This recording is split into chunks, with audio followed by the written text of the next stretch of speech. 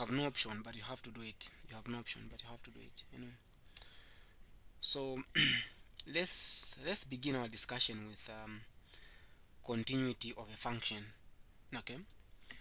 So whenever we're talking about continuity of a function, is bit similar to what we call piecewise function.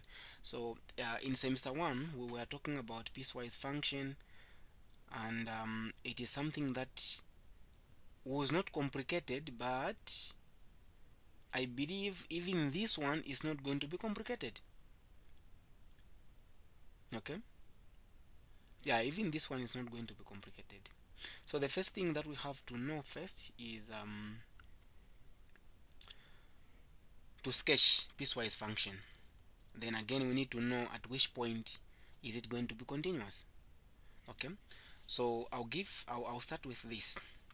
Let's say f of x is equal to, we have x plus 1, then we have 2x minus 1, then we have x minus 1, and then the conditions are, the first one, x should be greater than or equal to 2. Then another one, the condition is that x1 less than x and then less than 2. Then another one, x should be less than or equal to 1. Okay, so at this point I want us first to look at the first thing that they're going to ask you is to sketch this.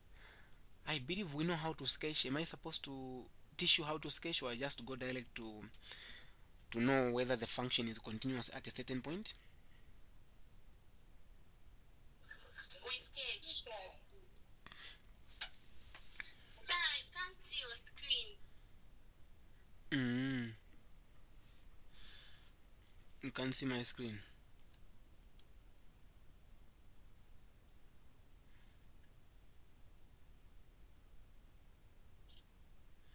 My voice is too low. People are saying I should amplify my voice, but now the problem is I have no amplifiers here, but I'll try by all means to do that. But you're able to see my screen, not so? No, it's not showing.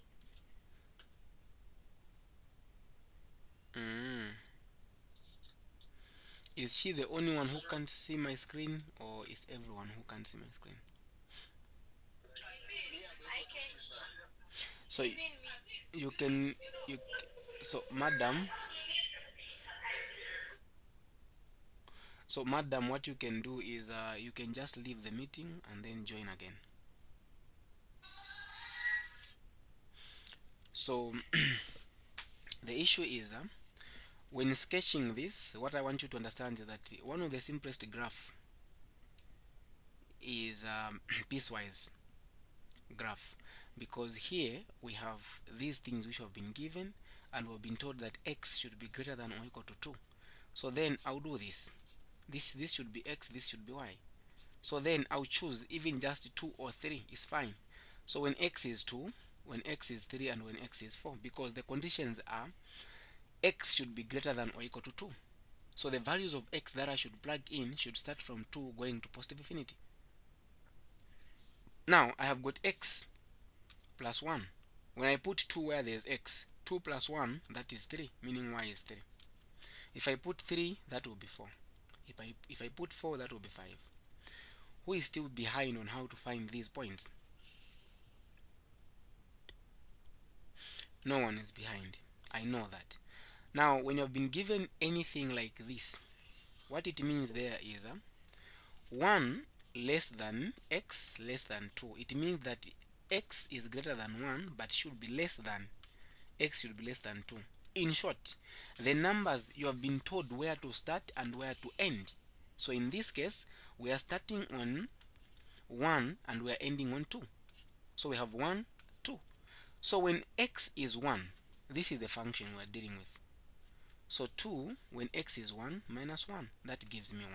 So this gives me 1. When x is 2, 2 times 2, it becomes 4. 4 minus 1 is 3. So that becomes 3. So if you have got a question, you can just ask instead of you raising your hand.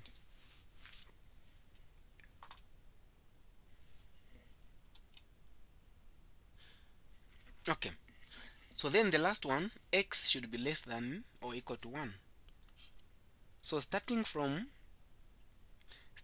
what? Starting from 1 going to negative infinity. So this is x, this is y. If I want, I can get 2 points or 3, it's alright. Okay, so in this case I'll put because I'm going this side, I'll say 1, then I'll put 0, then I'll put negative 1. As simple as that.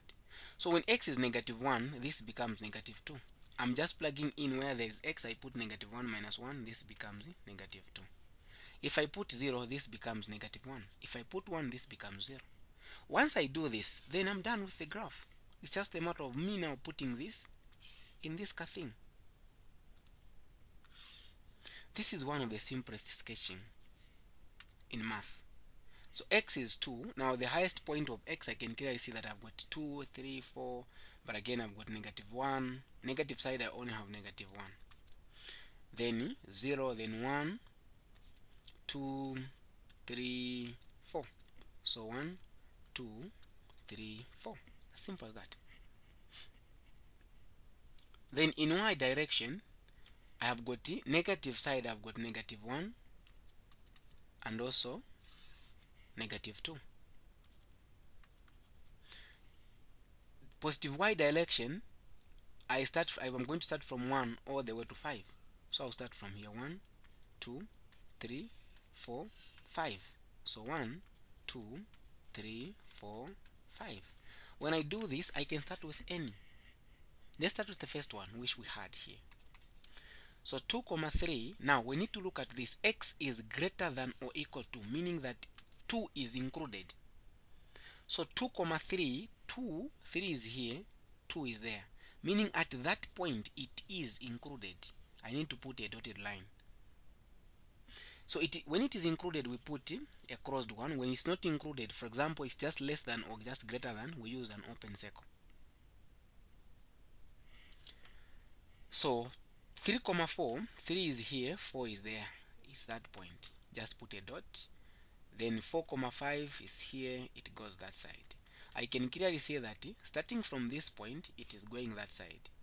Now, you put an arrow because you don't know where it is ending. Okay. Now let's go to the second one. 1, 1 is, now you need to look at this. This is less than, and this is also less than. Meaning that the starting point is going to be an open. 1, 1 is here. That is an open circle. Then 2, 3 in x2 in y3. At the same point, you put an open. Then you have your line there. The last one is negative.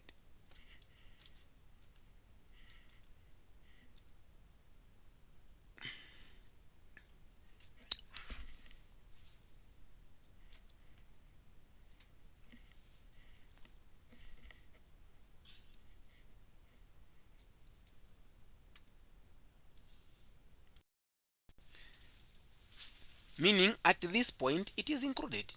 So negative 1, negative 2 is here, like we have said. Then 0, negative 1 is there. Then 1, 0 is here. It is included because x is less than or equal to 1. Then from there now I also put a line. From here it goes this side. So when it goes this side, that's the graph. You put an arrow because we don't know where it is ending. Now, the question is, why are we not including the arrows for this part? For this part, we're not including the arrows because we have been told where to start and where to end. So we've been told that we should start at negative, or we should start at 1, which is this one when x is 1. Then we should end at when x is 2. So when x is 2, y will be 3, which is there. Now the question here, which is going to be so interesting to us, is from the graph that we have here, the question is, we need to know the point where the function is going to be continuous and where the function is not going to be continuous. So now the question they are going to ask you is, they will just give you a question and say, determine the point of discontinuity. You understand my point? Determine the point of discontinuity. So discontinuity is a point where when you look at the graph, where there is a gap, where these guys are not meeting, there is a gap. So you look at the value of x, where exactly from the value of x where we have got a gap. So if you look at x is equal to 1, when x is equal to 1, there is a gap between, there's this point here, we have got this point, but again there's another guy on top there, but in between here there is a gap, meaning at that point it is not continuous. So there is a discontinuity at x is equal to 1. But I know how to teach, in case you don't know.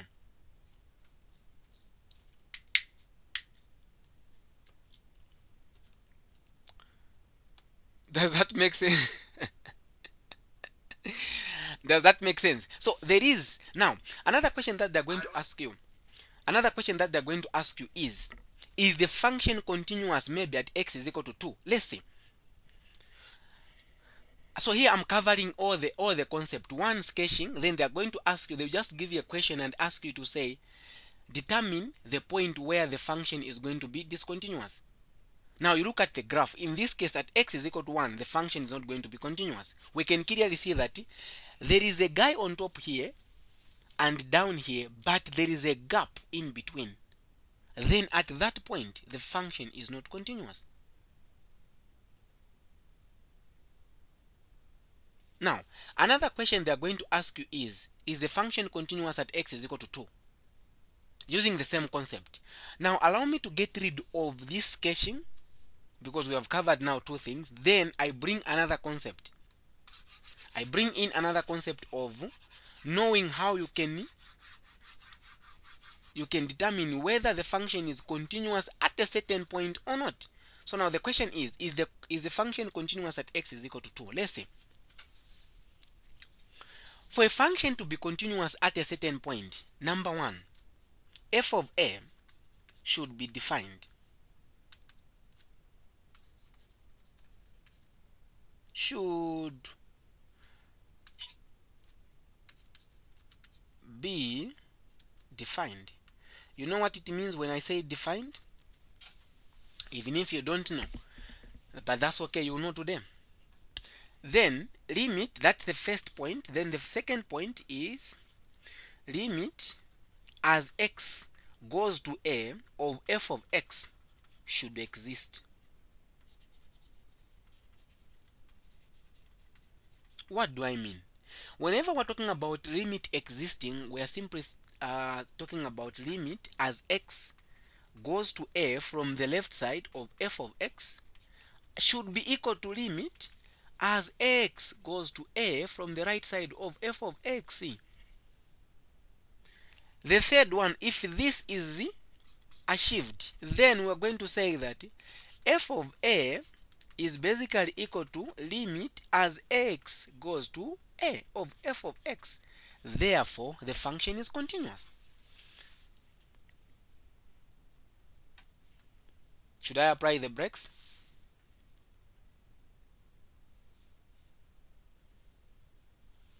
It's like I'm moving at the speed of light.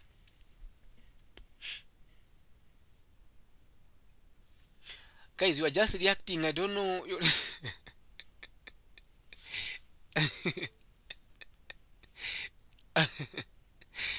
I know.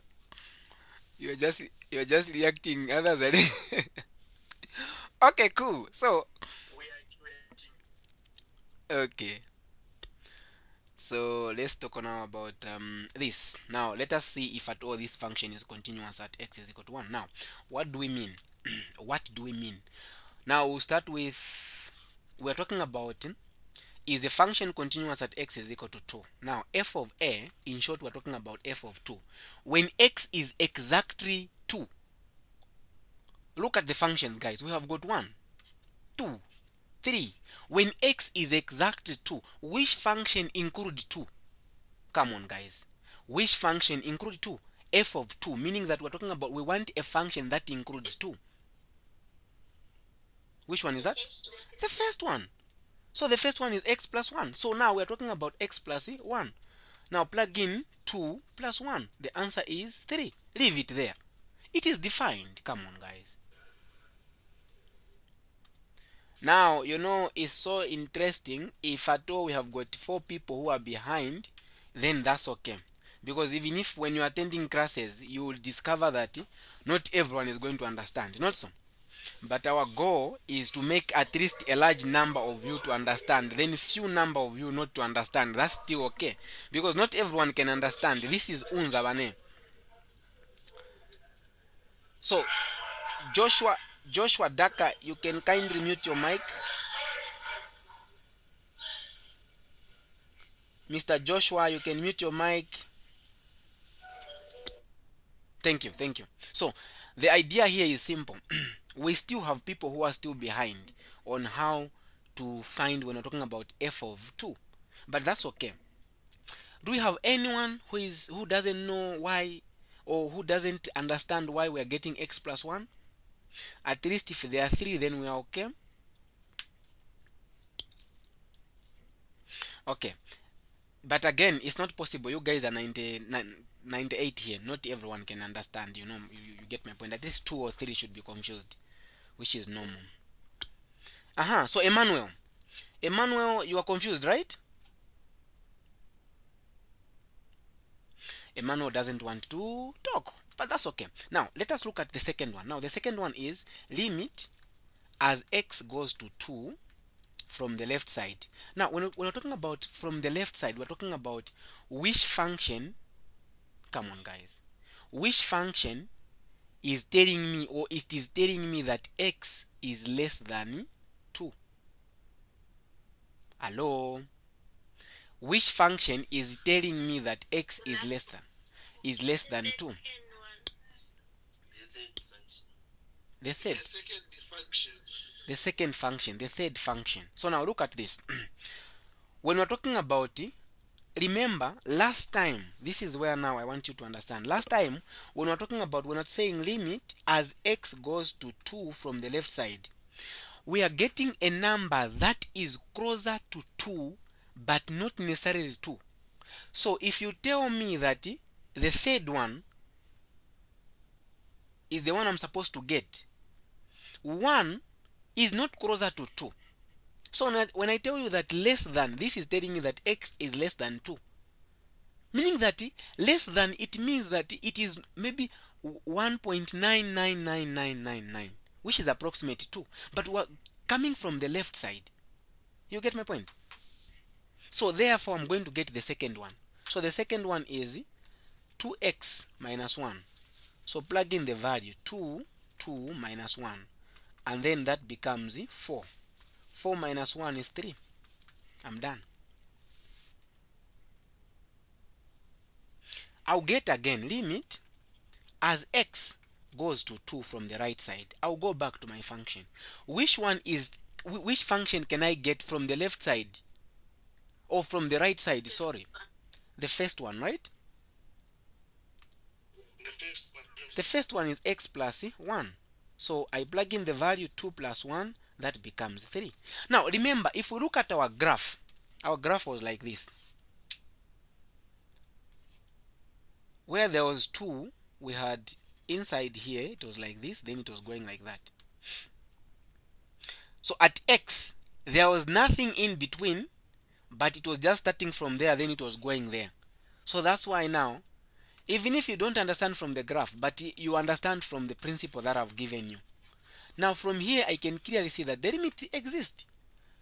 So as long as limit as x goes to 2 from the left side of f of x is equal to limit as x goes to 2 from the right side, then the limit exists if these guys are the same. Now, if these guys are the same, again they are the same with this first guy, then the conclusion is f of 2 is equal to limit as x goes to 2 of f of x. Chizungu cha last, you say therefore the function is continuous. I don't know, continuous at x is equal to 2.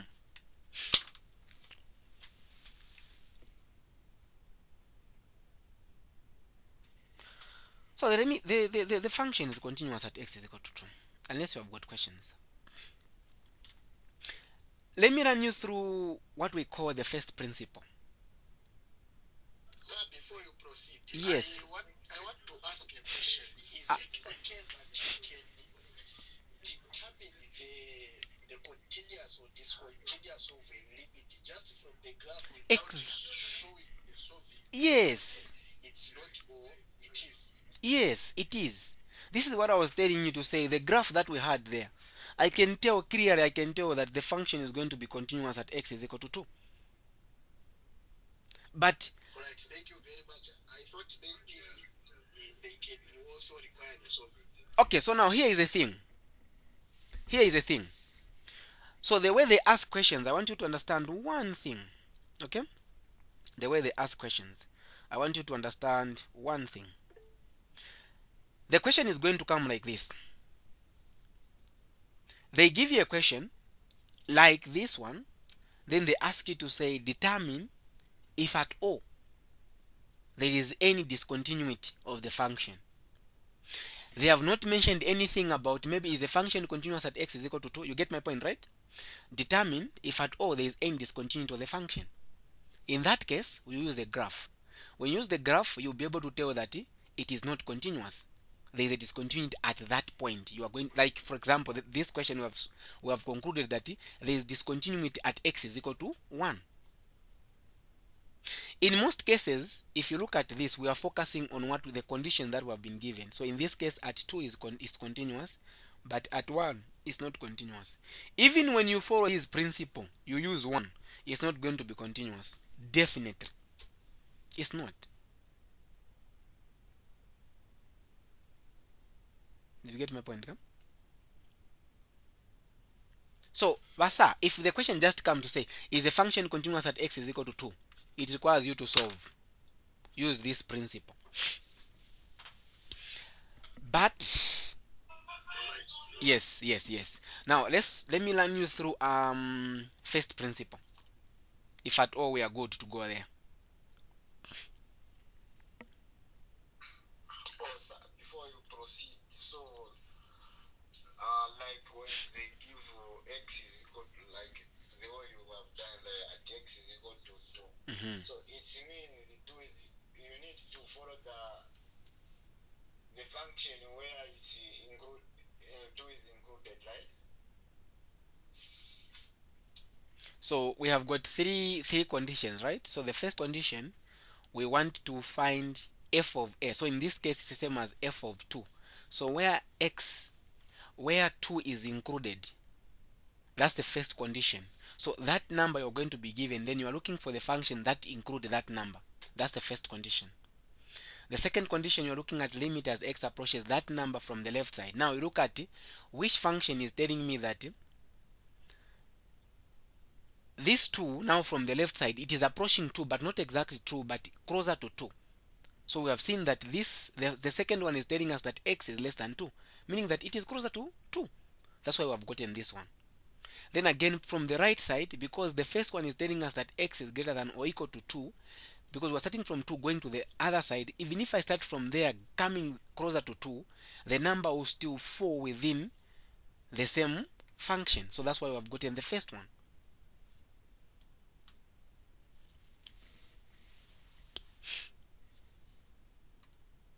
It makes sense?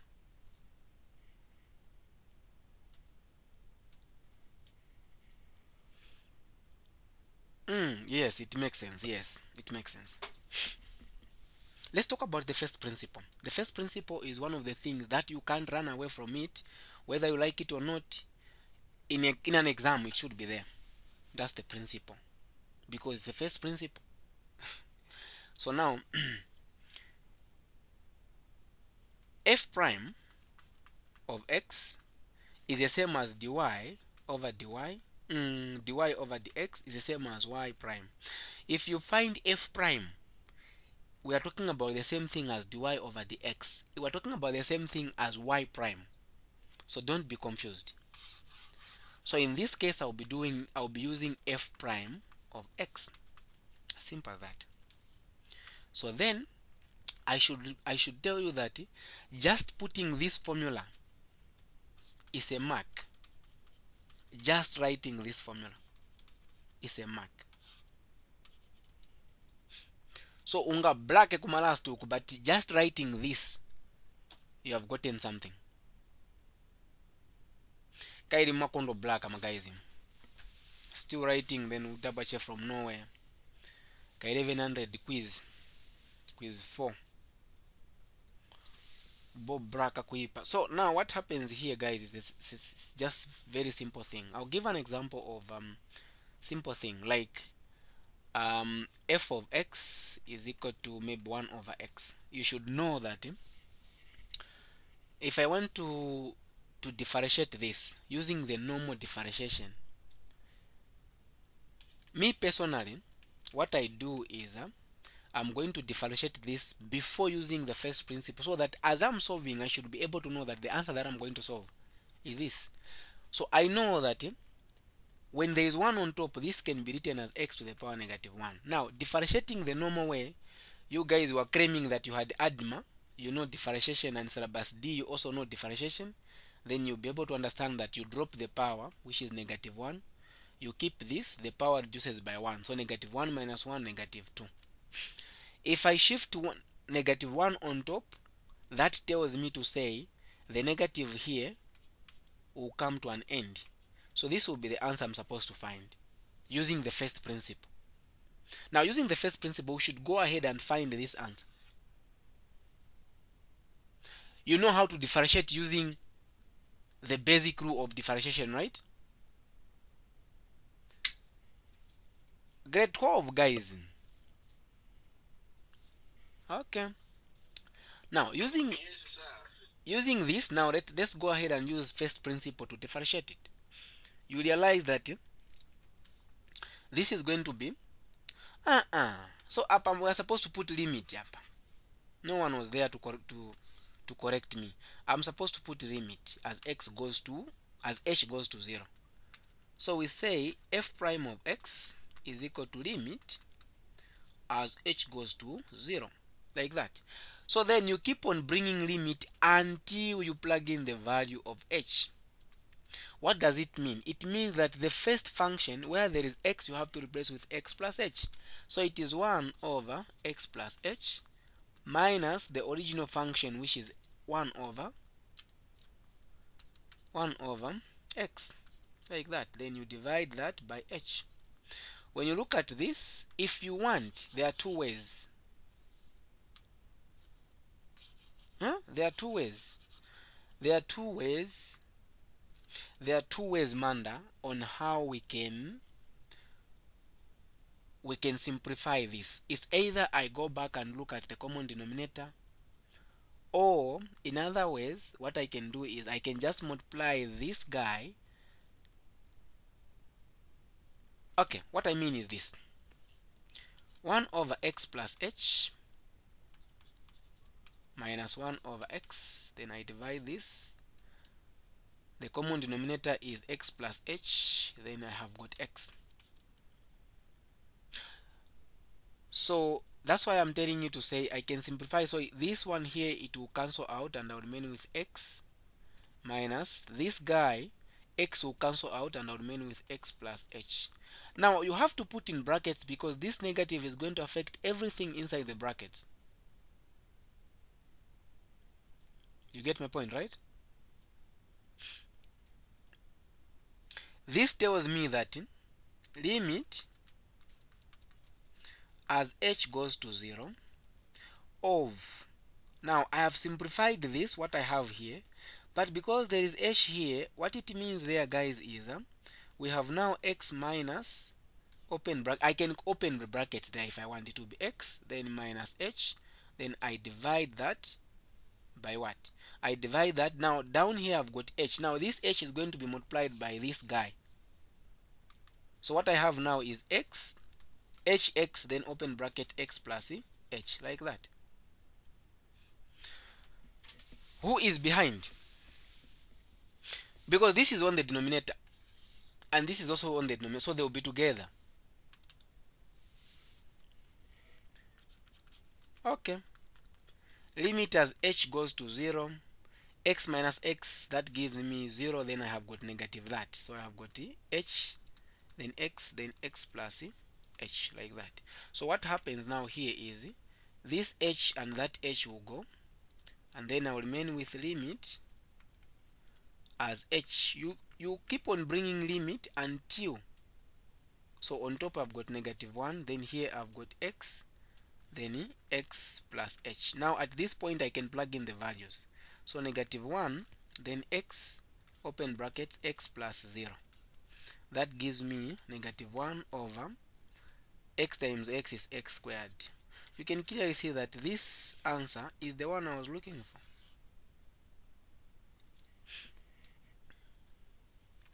Nafukosa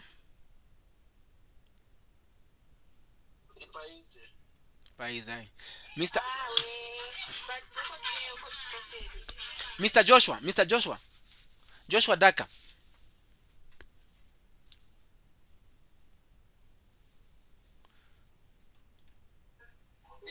Are you in, sir? Basa. Okay. Okay, so let's do this one. If we look at this is going to be simple. I know for you it's going to be simple unless I solve a difficult one.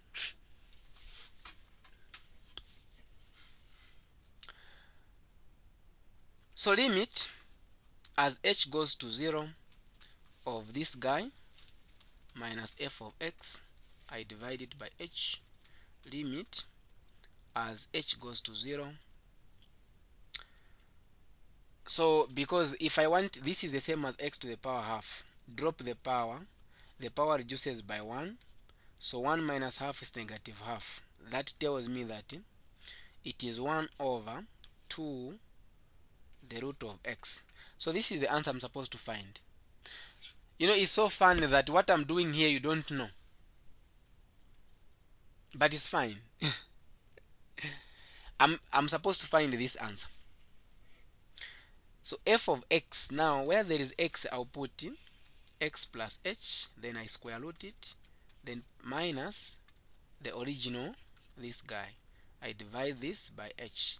When you reach at this point you have to get the conjugate of the numerator, so you are conjugating the numerator, x plus h plus this.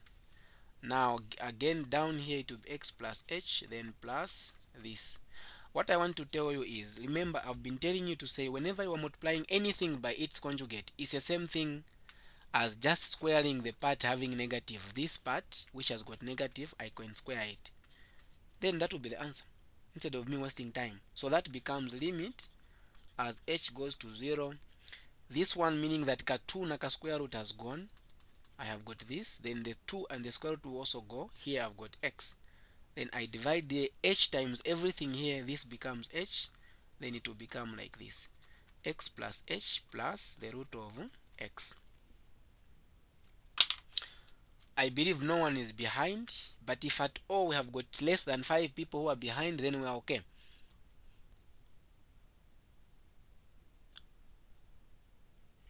Another thing that I want you to understand is that limit as h goes to 0, then x minus x, that becomes 0. On top I've got h, divide it by h, then I open the bracket, x plus h plus the root of x. H and h can go, I have cancelled that.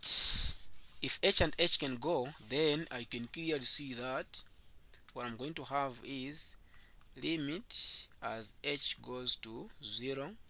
On top I have got 1, then down I've remained with x plus h plus the square root of x. At this point I can plug in the value of h. When you want to plug in the value, now you stop introducing limit. This will be equal to 1 divided by the square root of x plus 0 plus root of 2, or root of x. Then this becomes 1 over root of x plus root of x. So then 1 plus root of x is 2 root of x. And this is the answer I found there.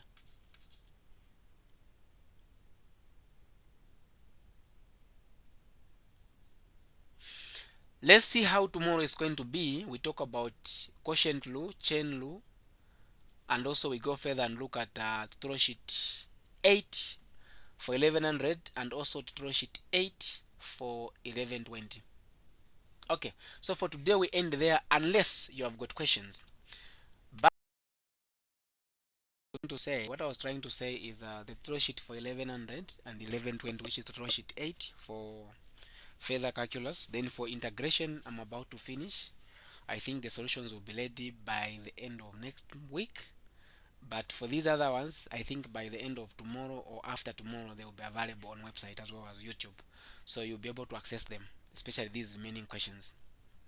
So let's see how tomorrow is going to be. We might have another class so that we try to solve as many questions as we can under calculus. Okay.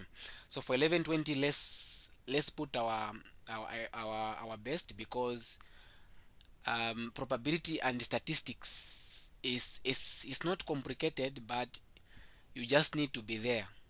Once you miss the concept, then you are gone. That's how bad it is. Okay, so let's be there. So for today we end there.